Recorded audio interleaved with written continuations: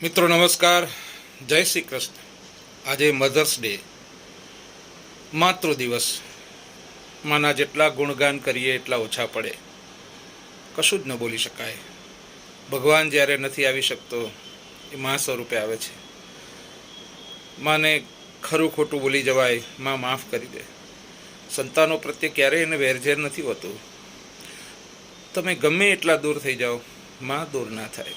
એટલે તો કવિ કહે છે, મીઠા મધુ ને મીઠા મેં હુલારે લોલ, એથી મીઠી છે મોરી માત રે, જનનીની જોડ સખી નહીં જડે રે લોલ।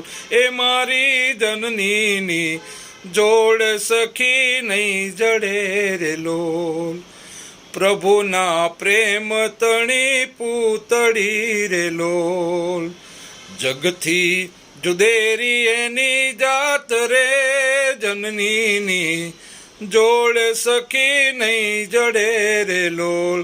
મારી જનનીની જોડ સખી નહીં જડે રે લોલ। ગમે તેટલા કટુ વચન બોલી જાઓ, કંઈ બોલી જાઓ, માં માફ કરી દે।